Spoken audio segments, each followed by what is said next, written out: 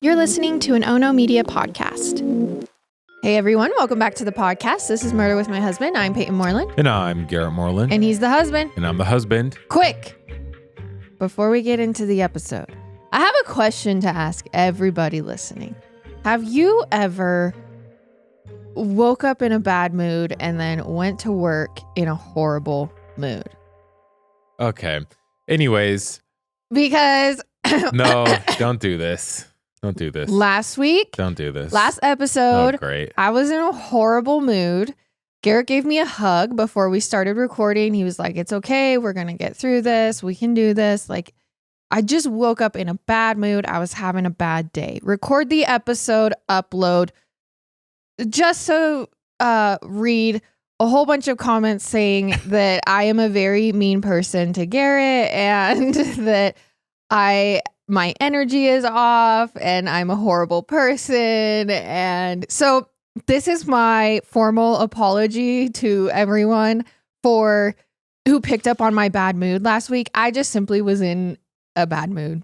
That's all. No conspiracies here. All right. Thank you, baby. Thank you very much. You're welcome. Yeah. I don't know. I'm just always happy, you know. Oh my gosh. Just kidding.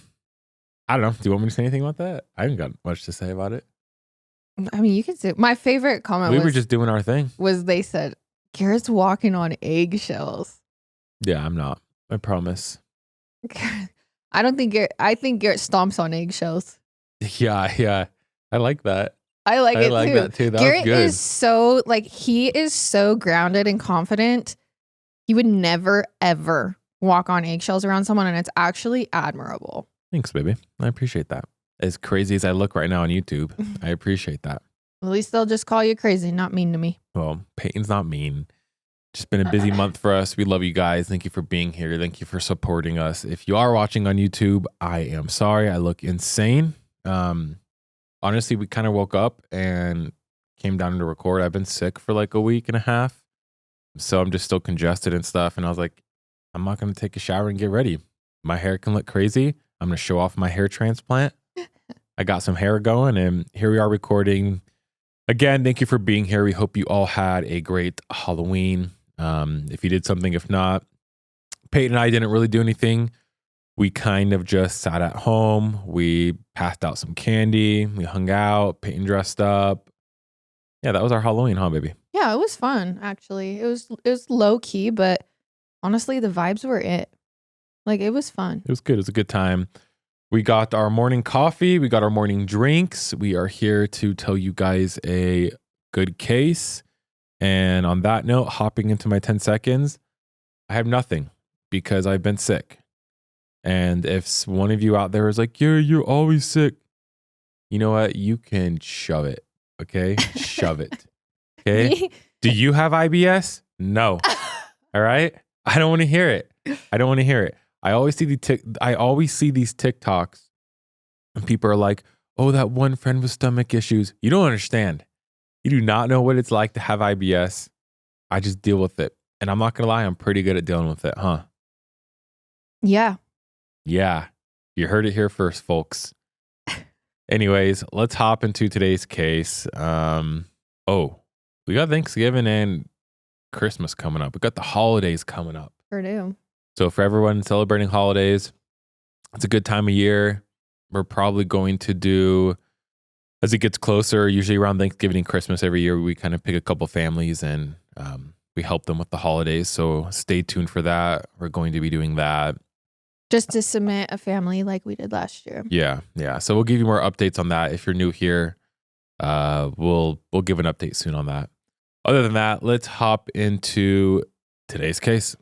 Our sources for this episode are mynews13.com, hauntedhistorytours.com, courttv.com, sacrosanctum.org, horrorobsessive.com, wesh.com, oxygen.com, newyorktimes.com, wkms.org, and Deadly Cults Season 1. Now, there is nothing wrong with looking for a little magic and fantasy in the world, especially when the news nowadays feels so dark. We all want to believe that there's something out there that can fix everything with the wave of a wand or the snap of a finger, or at least something that can offer us a temporary escape from reality. I think that's why so many of us love Halloween. It's the one time a year where we can become someone other than ourselves.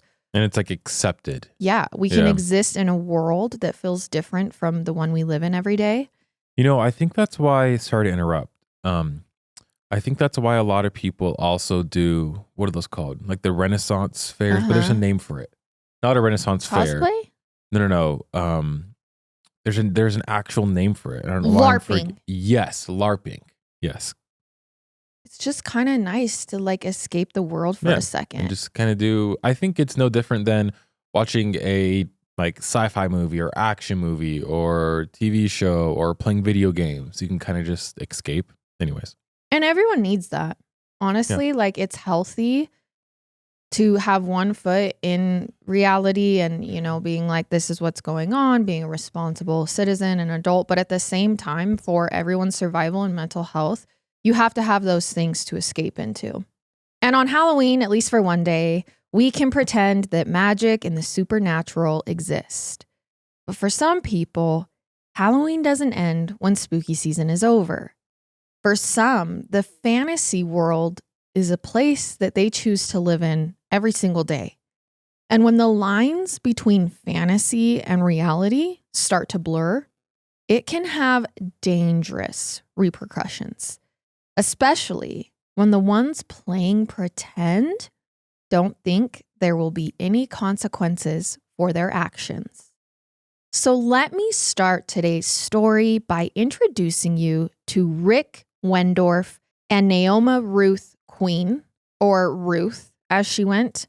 So in 1996, Ruth was a stay-at-home mom living in Eustis, Florida with her life partner, Rick. The two had met years earlier after Ruth separated from her first husband, in which she had 2 daughters with. Now, both Rick and Ruth were working at a metal and plastic factory when they were first introduced, and they fell in love. And that is when Ruth got pregnant with Rick's baby, so adding a 3rd daughter to the now blended family. It was a little girl they would call Jennifer. And while Rick and Ruth never got married, they decided to move in together.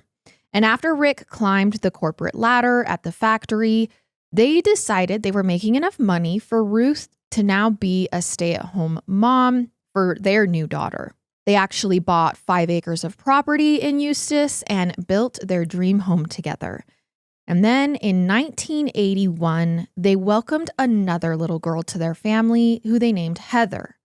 And by many accounts, this family seemed really happy. They took frequent vacations to Disney World. They went camping together. The girls took music lessons. And Ruth and Rick were basically saving for their daughters' futures. Okay. Sounds like a pretty fun life, not going to lie. But the 2 newest daughters, Jennifer and Heather, kind of grow up to be very different people. And Ruth and Rick have a hard time navigating that, like how to parent these 2 girls differently because they are so different. So Jennifer kind of took the popular cheerleader route. She was runner-up for the title of Miss Eustis. She was smart and studious with a scholarship to attend Florida State University in the fall. And meanwhile, Heather was a little more introverted. She was artistic and alternative. She had an interest in the supernatural and the occult, which, you know, before the year 2000 is a pretty big deal. She wanted nothing to do with beauty pageants or sports, but Heather and Jennifer seemed mostly okay with being 2 different people. There didn't appear to be much animosity between the sisters or jealousy between them, but there were some things about both of the girls' behavior that just didn't work for their parents. So by her junior year, 17-year-old Jennifer, our beauty queen, had started cutting classes because she had began seeing a 21-year-old boy named Tony. Jennifer, who worked at a supermarket with Tony, began lying to her parents about her whereabouts, and so her parents start trying to keep her from seeing him, this much older boy. I mean, this is pretty typical teenage behavior. That was until Tony crashed and totaled Jennifer's car. So that is when Ruth and Rick sort of stepped up the monitoring on their daughters. Ruth even took a part-time job at Eustis High School just so she could be at the school to keep an eye on Heather and Jennifer. Because it was around this time that Heather also started acting out in her own ways. It started off small. She kind of began changing her style. She put dead flowers in vases around her room, an inverted cross hanging on her bedroom wall. Then her drawings and her art got a little darker. She was starting to attract the attention of other teachers and students, and not in a good way. Heather actually strung up a Barbie doll with a noose, which she then tied to her school backpack and walked around school with for everyone to see. What is up? So according to her sister Jennifer, she also walked in on Heather harming herself around this time. Okay. Sorry, keep going. So the two sisters are kind of just, struggling and acting out in their own ways. Yeah, I mean, it's sad. It was then that Ruth and Rick, the parents, were planning on sitting their girls down to have a serious talk about the future. But unfortunately, they never got the chance. So on the night of November 25th, 1996, which also was the day I was born, by the way. That is true. November 25th, 1996, 17-year-old Jennifer comes home in the new car her parents had got for her because her older boyfriend had totaled hers. It is a little after 10 p.m., which is past her curfew. And since she knows she's broken the rules, she tries to sneak into the house, be extra quiet. And that is when she sees her dad, Rick, lying there on the couch. The TV is still on. And she's like, okay, good. He's asleep. I'm just going to sneak right by him. But then when she tiptoes over to the kitchen to grab a glass of water, she notices something terrifying. In their kitchen, there is blood everywhere. So she's kept the lights off because she's trying to be sneaky. No way Rick's dead on the couch. So at this point, she's like, I got to flip this light on. So she switches the light on and sees the blood has actually come from her mother, Ruth, who is lying face up on the kitchen floor. She looks over, notices her dad has also been stabbed to death on the couch. So at this point, she goes to look for her sister Heather because that's the only remaining member of the family. She can't find Heather anywhere in the house. So Jennifer dials 911.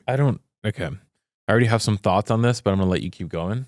She tells the operator, I think my mother and father have been murdered and my 15-year-old sister Heather is missing.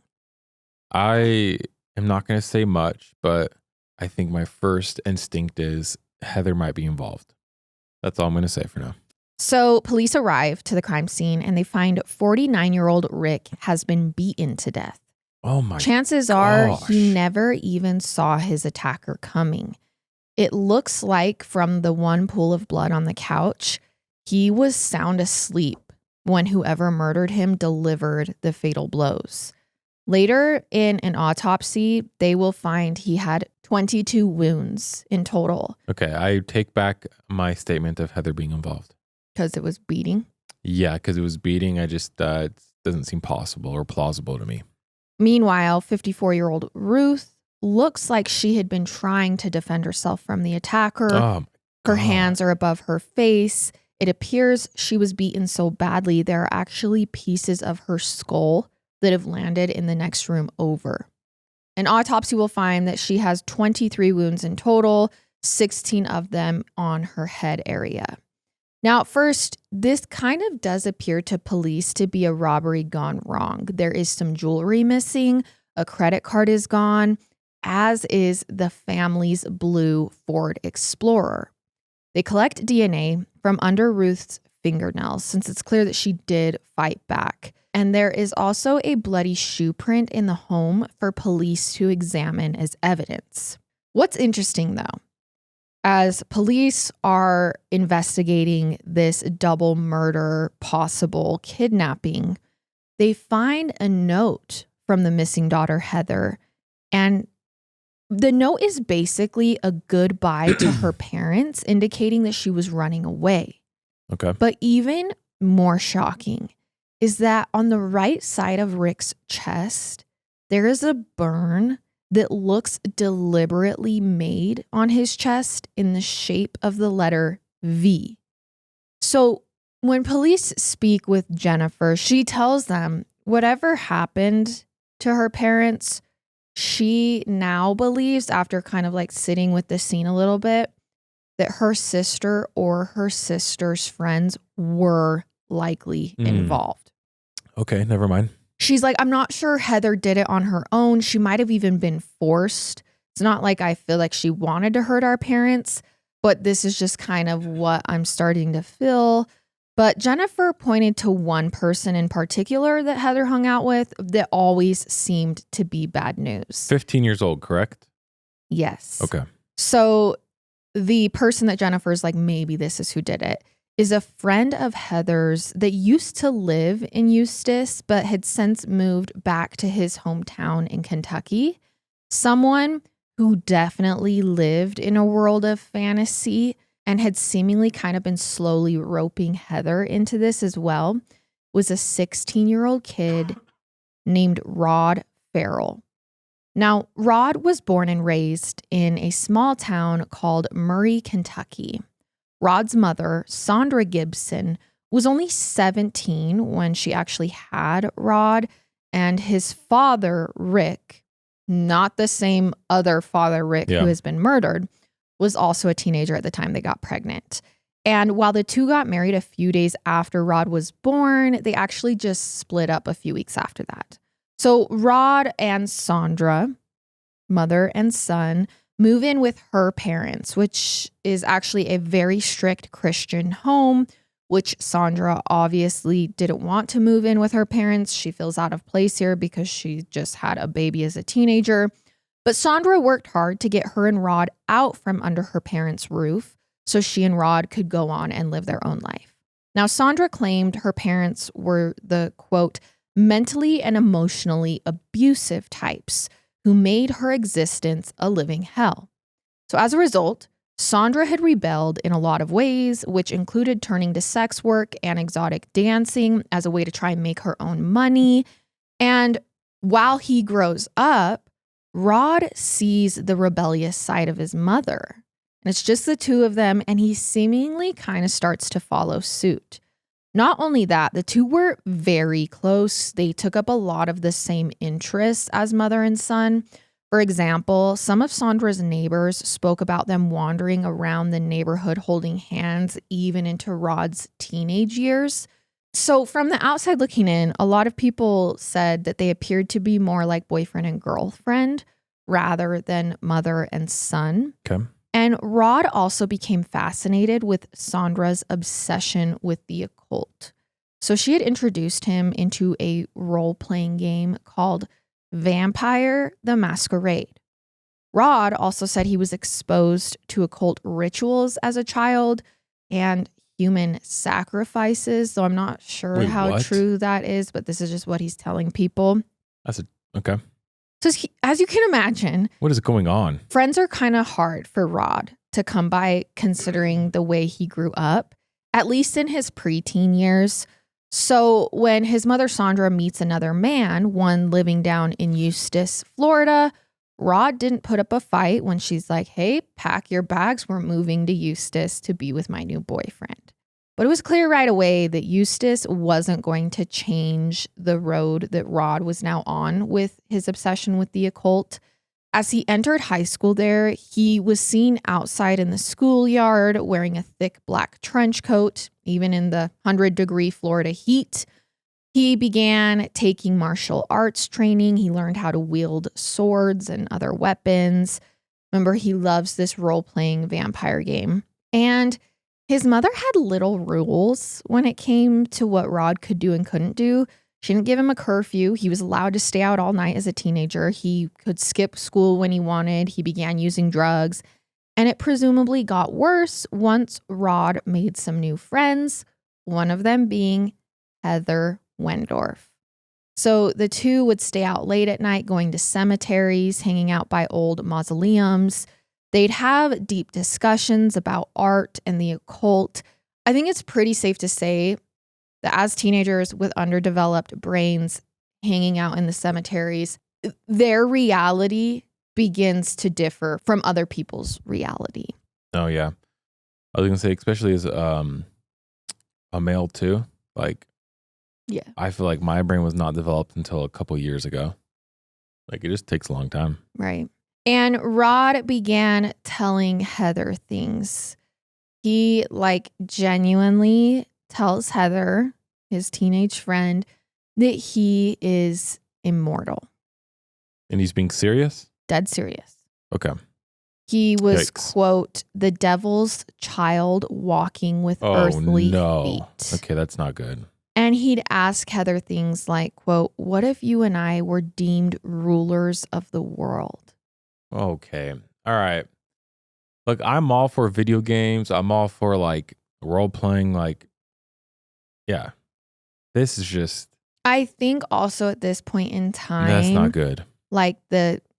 It started kind of in the 70s, but getting up into the 80s and 90s. Like Satanic Panic. And all yes, that. the occult. But we're kind of far from the Satanic Panic, I feel like. I think spreading into other places, it kind of took, it was a big thing around this time. When was Dungeons and Dragons big? Is it around this time? Does anyone know? Yes. I don't remember. It starts around this time, and people did believe Dungeons and Dragons was an evil game. Okay. And I will say, because of this, because of the older generation's belief in satanic panic and the occult and evil taking over the world, it became a way for kids to rebel. Yeah. Kids who wanted to rebel were like, well, if I just get into the occult, I'm cool and I'm rebelling against my parents. But I mean, thinking you're the devil's child and you're the ruler is not good. Well, it's also a little different than liking the color black and hanging out in cemeteries. You know what I mean? Being quote unquote emo or goth is very different than being I'm Satan's baby. Yes. You know what I mean? Yeah. There's just a step farther here that is no longer reality. So over time, Heather introduces her new friend Rod to a friend from a different school in the area named Janine.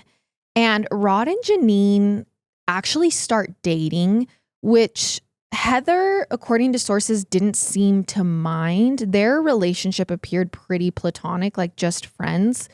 But with one more person to entertain, Rod's lies get even stranger because he now has two girls who are kind of into what he's saying and believing him. His beliefs become a little bit more convincing, especially to himself. He tells Janine, his girlfriend, that she is an ancient queen and that he had been alive as far back as the 1500s.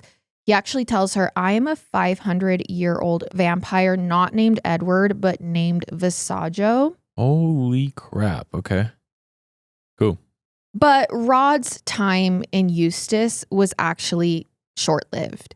So after his mother's relationship didn't work out with the new boyfriend, she's like, hey, Rod, we're moving back to Murray, Kentucky. And this is around the start of his sophomore year. So Rod moves with his mom, but keeps in touch with Heather, often racking up huge phone bills with her as they talked for hours every night. They are best friends. But that time in Eustis had awakened something in Rod, this time with these two girls where they all kind of lived in this false reality. And it helped him find his charm and charisma once he moved back to Kentucky. So upon his return, Rod met a student at his high school who was also into the occult, a teenager named Jaden Murphy. Now, naturally, Rod gravitated towards Jaden and his small group of friends who, in a devoutly Christian school, all stuck out in a pretty big way. For Rod, it felt like he had finally found this community that he had been searching for. These two girls had given him the confidence to then go back and be confident enough to have a solid friend group who was like him. Yeah. Jaden and his friends were also really into the role-playing game, Vampire the Masquerade. So this friend group kind of begins dabbling in vampiric rituals, The two, Jaden and Rod, become fast friends. And in January of 1996, after a little over a year of knowing Rod, Jaden invites him officially to become a part of his vampire family, if you will, his coven. They would have loved Twilight around this time. Loved it. Loved it. And he offered to help, quote, cross him over into this vampire family in an sort of initiation ritual. Now, Rod's dream of becoming an actual vampire at this point is starting to come true, at least to him. So late one night, the two friends meet in a local cemetery. Jaden cuts himself with a razor blade and says, "Here, Rod, drink my blood." And then Rod no, thank you. does the same, cuts him and lets Jaden drink his blood. And then they sit in a quiet meditation, waiting for the transformation into a vampire to take over. And? Well, I mean, they believe this is happening, but it's clear that Rod does not see himself as a follower. So even though this was Jaden's idea to like come here and become vampires, Rod is not the type of guy to be like, I'll just do what you say. Shortly after this initiation ceremony took place, Rod decided, thanks for turning me into a vampire, but I think it's time that I start my own vampire cult.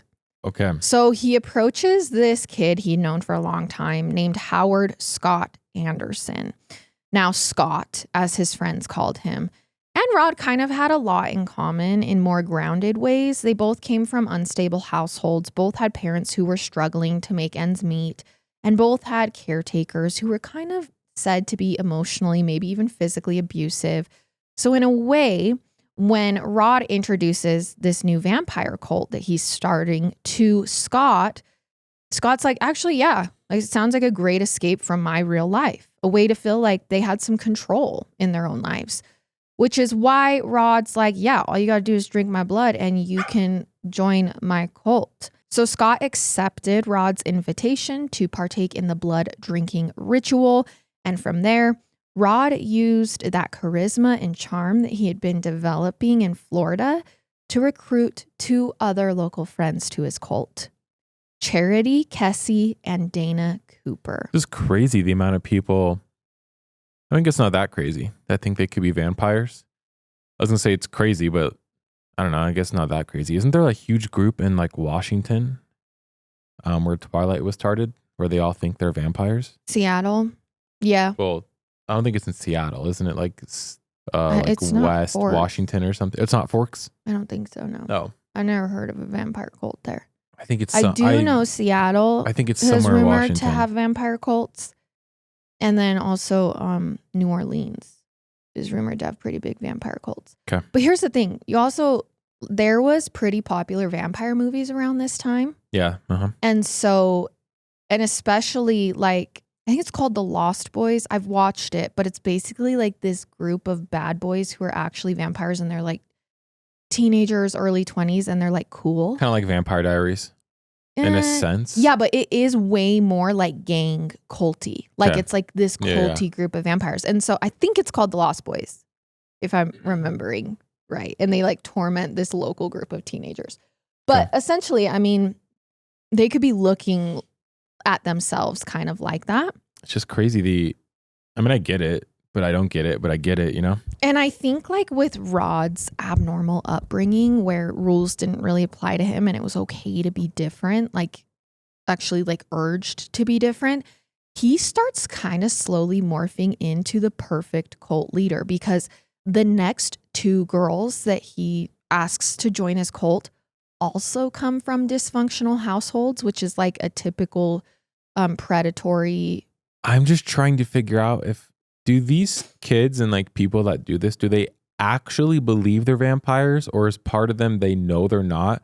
They just want it to be true. You know what I'm saying? I don't think it matters. I know, but I'm just curious. Like how many of them actually think like, no, I'm a vampire? Or it's just like, let me belong to something. Correct. Yes. I don't know. Yeah.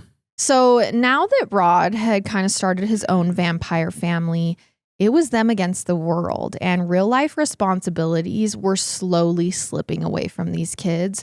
or at least to Rod. Not only did Rod begin skipping class, he was now being outwardly disobedient at school. He was smoking on school grounds, talking back to teachers, and Rod supposedly recruited more members from there. At one point, Rod and Jaden's vampire coven had seemingly merged, so they decide to become one, and that basically ends up being about 25 kids in total that are in these vampire cults. And one of those members, get this, apparently is Rod's own mother, Sandra. So she joins her son's vampire family. It was said that Sandra even wrote letters to Jaden Murphy's 14-year-old brother saying that she wanted to be his, quote, vampire bride for eternity. What the a 14-year-old boy.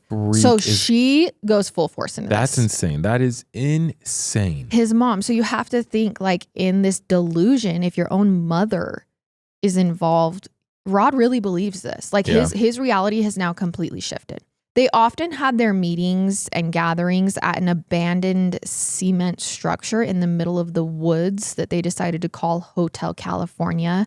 And there they would drink each other's blood and partake in other occult rituals. And while I don't know if this was true of the other members, I do know that Rod started taking heavy drugs as well during this time. He was doing PCP, LSD, heroin, and he gets more violent. By May of 1996, Rod had been suspended from his high school for being too disruptive on campus, and things at home seemed to be getting worse too. Sandra actually filed a, quote, beyond parental control report on her son, Rod. Now, this is interesting because I feel like we don't see this happen a lot. Basically, these reports are a legal document a parent will have issued for someone 16 or younger to basically say, I can't parent this person anymore. I don't have any control. I can't manage them. It points out that their behavior is possibly a risk to themselves and to others, and it gives permission for the juvenile court or social services to get involved when things get out of hand. Though I will say this does not legally absolve a parent of their responsibility or accountability for their child's actions. It's kind of basically just red flagging the system. But apparently, a big part of the reason why Sandra even did this while also partaking in her son's delusion is because she claimed that Rod had started being verbally abusive and was threatening to kill her. Though, according to other members of the vampire family, Sandra was not much better. She was just as abusive and at least verbally back to Rod. So things seemed to get so out of hand in that family that in September of that same year, Jaden was even pulled into it. Wow. He and Rod got into a massive argument. It turned into a physical altercation. I don't know what sparked it, but I know it ended up with Rod threatening Jaden and Jaden throwing Rod up against a wall. Jaden actually served 6 months in prison for the assault, and Rod gets off scot-free. Over time, though, Rod's violence escalates further. He starts becoming violent towards animals. I'm not going to go into detail, but he was killing animals, several animals from the Humane Society, breaking in. So Rod, all the signs are there that he's basically going to kill somebody. Yes. So Rod was brought in for questioning after killing these animals, but police could find no evidence that it was actually him. He denies all involvement. He ended up getting off for this crime without a conviction. But unfortunately, that would just be the precursor to what Rod was planning next. So as I mentioned, Heather Wendorf and Rod had stayed in touch this entire time after he had moved back to Kentucky. So she's kind of hearing from the outskirts everything that is happening, that he had started this huge cult. He had this following. There were a lot of late night phone calls where Rod kept her up to date. I would assume law enforcement has to be aware of this at this point, right? I mean, no? I don't think enough to do anything or understand how serious it was. They probably think it's a joke at this point. Just high school kids being kids. So Heather is also keeping him up to date on what's happening back in Eustis. And it's during these late night phone calls that she mentions something to Rod. She says her father was sexually abusing her. Now, from what I could find, there was never any evidence or police reports to reflect this, but Nonetheless, Rod saw this as an opportunity, a chance to swoop in and save Heather, be her knight in shining armor or her vampire in shining armor. So 16-year-old Rod at this point rounds up his followers, 16-year-old Charity, who's actually his new girlfriend, 19-year-old Dana, 16-year-old Howard, Scott, and told them, hey guys, we are heading to Florida on a vampire mission. So in the early morning hours of November 23rd, 1996, they hopped in Scott's car and they began driving south. Initially, Rod told them the plan was just to pick Heather up and then all go to New Orleans together. They felt that there, in a city that embraces the occult, they would be amongst like-minded people. Perhaps they could even expand their vampire clan further, maybe live there long-term together. Except there was clearly more to the plan that Rod wasn't sharing with his other clan members.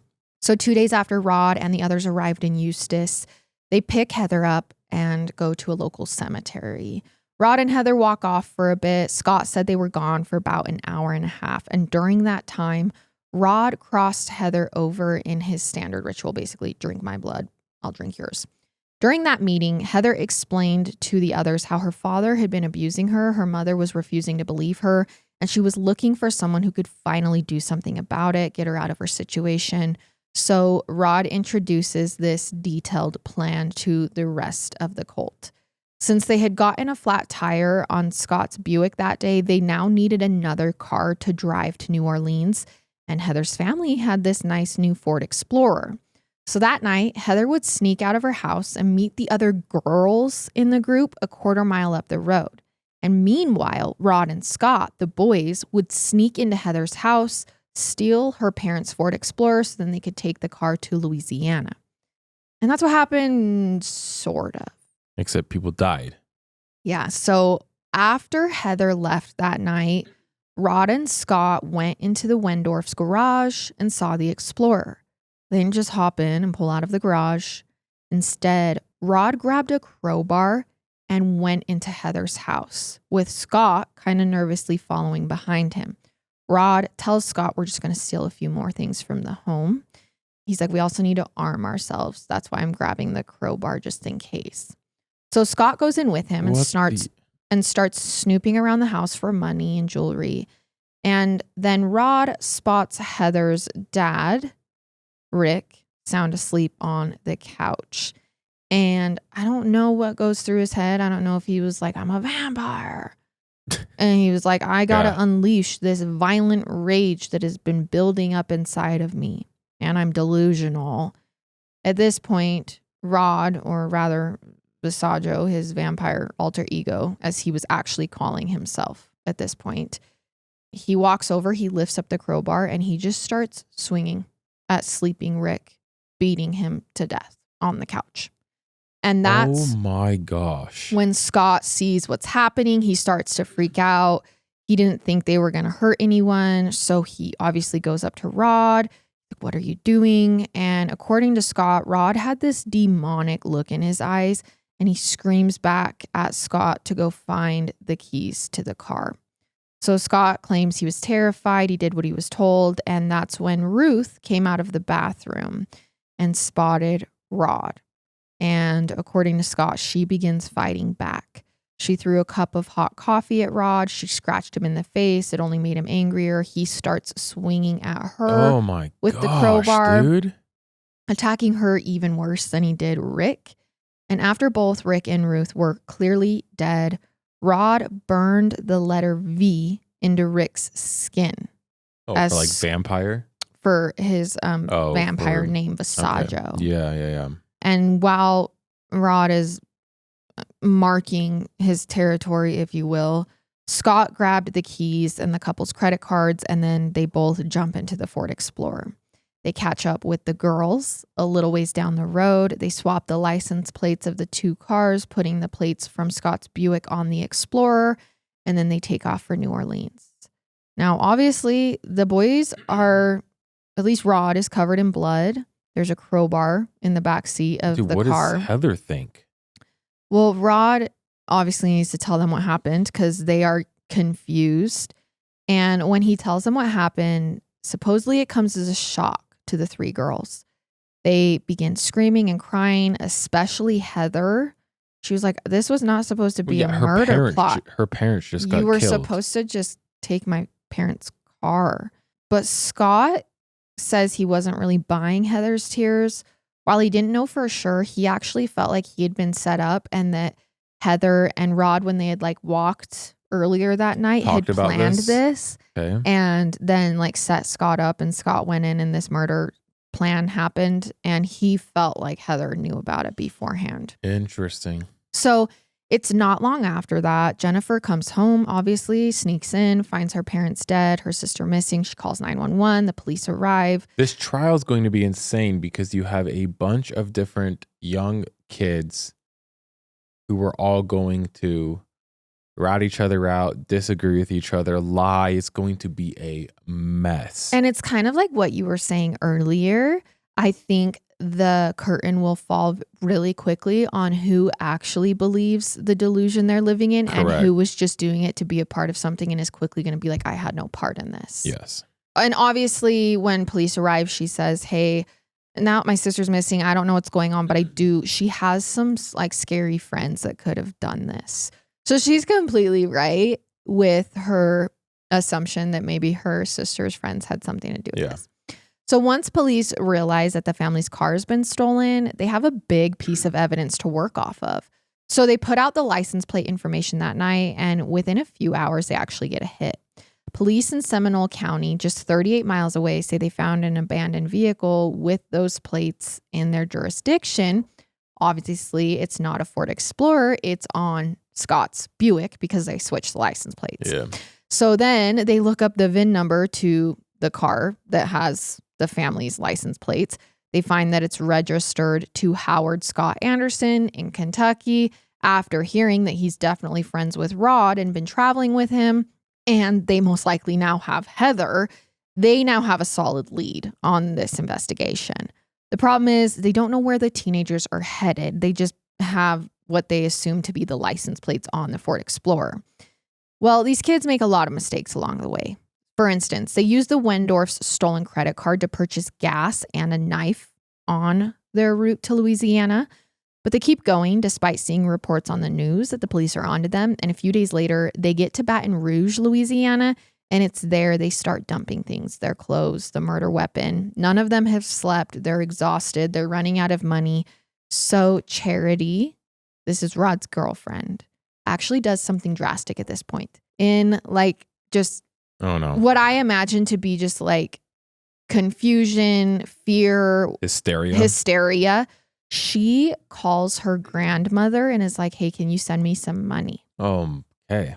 Now, obviously, Charity's grandmother at this point has heard that her granddaughter is in trouble because the parents have been contacted. She's like, so you're on the road with murderers? Like, you guys are wanted right now. You know that? And so Charity's grandmother is like, girl, go to the police. Yeah. Turn yourself in. Tell them what happened.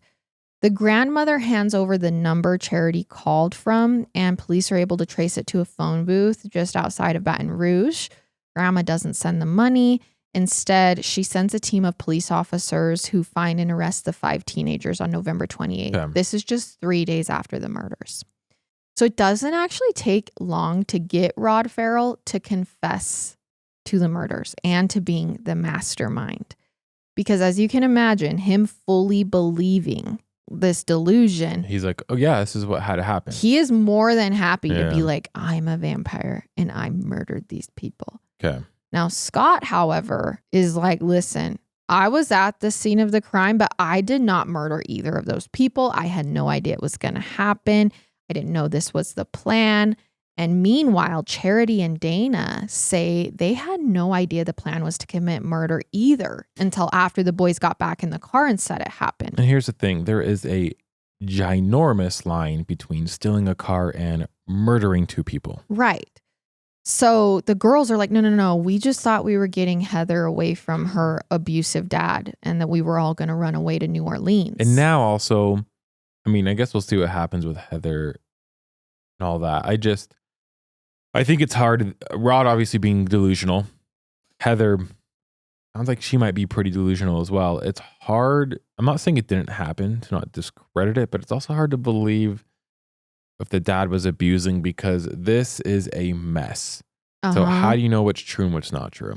And I think also police don't know whether to believe Heather about if she knew the plan or not. But after talking and investigating, they start to lean on the side that Heather did come up with the murder plan with Rod. Okay. But she's claiming through and through, she didn't know he was going to murder her parents. Yeah, I don't know about this. Rod's mom, Sandra, was also questioned. She's like, once they kind of hear about the dynamic there and what had been going on back in Kentucky, police questioned Sandra. They're like, did you know about the murders? And she's like, well, actually, I overheard Heather asking Rod to kill her parents. Okay, but how can we trust her too? Because she's delusional as well. And also it's like protecting your son by not putting the entire blame on him and claiming he was doing it for Heather. That's a good point. They give her a polygraph and Sandra fails it. And after she fails the polygraph, apparently she recants the statement. She's like, never mind, I lied. Okay. I didn't hear this. Okay. So eventually Rod Ferrel was charged with armed burglary, armed robbery, and 2 counts of murder in first degree. He pleads guilty to all of it at the start of his trial in February of 1998. 17-year-old Rod was then sentenced to death, making him the youngest person on death row in Florida at the time. I mean, this is brutal murder. Like, I'm not surprised he got sentenced to death. I think it's Florida as well. And yeah, I mean, I have not much to say about that. I mean, justice, like it's insane. A sleeping person. Killed 2 people. However, this obviously is later overturned in 2005 when the U.S. Supreme Court ruled that juveniles couldn't get the death penalty, which, as you guys know, I also adamantly agree on. Rod was resentenced to life in prison without the possibility of parole.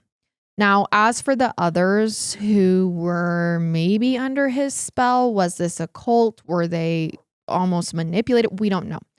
Now, Rod's girlfriend, Charity Kessy, was convicted of 2 counts of third-degree murder, obviously because after finding out the murder happened, she didn't turn anyone in, robbery with a gun or deadly weapon, and burglary armed with weapons. So she gets charged with the robbery and burglary, even though, according to the statement, she wasn't at the actual crime. She was given 10.5 years in state prison. Wow. Dana Cooper was convicted of the same charges. She was given 17.5 years. Wow. Actually surprises me they got so long. While Scott Anderson was convicted of the same charges as Rod, and he was sentenced to life in prison. Really? He wasn't sentenced to death like Rod originally was.